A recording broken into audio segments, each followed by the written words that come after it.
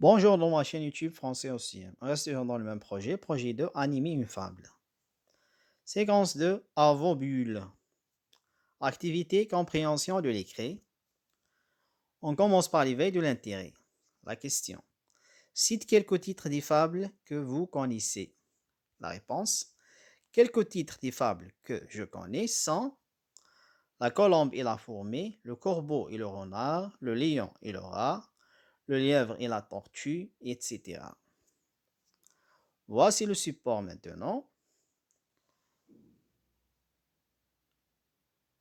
Le titre est La Gounon, le singe et la noix.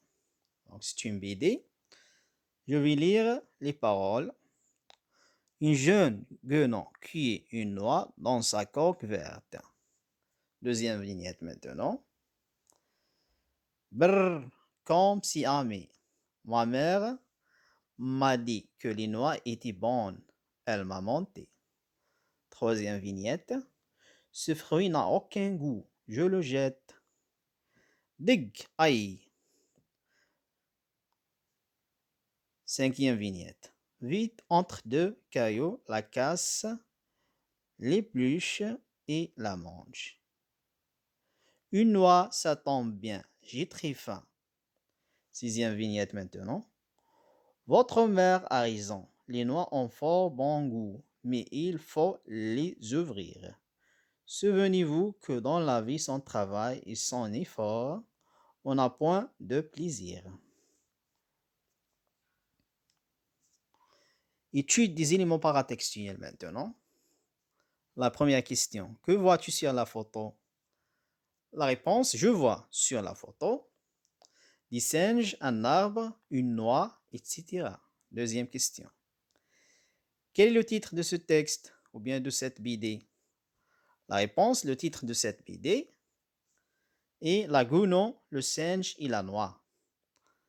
Troisième question. Qui est l'auteur de cette BD? La réponse, l'auteur de cette BD est anonyme ou bien absent. Lecture-exploitation maintenant. La première question. Le type de ce texte est narratif ou bien explicatif ou bien prescriptif. Choisis la bonne réponse. La réponse, le type de ce texte est narratif. Deuxième question. Combien y a-t-il de vignettes dans cette BD? La réponse, il y a 6 vignettes. Troisième question. Où se passe la scène? La réponse, la scène se passe dans la forêt. Quatrième question. Quels sont les personnages de cette histoire? La réponse, les personnages de cette histoire sont la gounon et le singe. Cinquième question. Dans la première vignette, que fit la gounon? La réponse, dans la première vignette, la gounon cueillit une noix dans sa couque verte. Sixième question. Comment est la gounon dans la deuxième vignette? Pourquoi? La réponse, dans la deuxième vignette, elle est mécontente, fâchée car le goût de la noix est amer. Septième question. Que dit-elle à propos de sa mère? Quelles sont les paroles prononcées?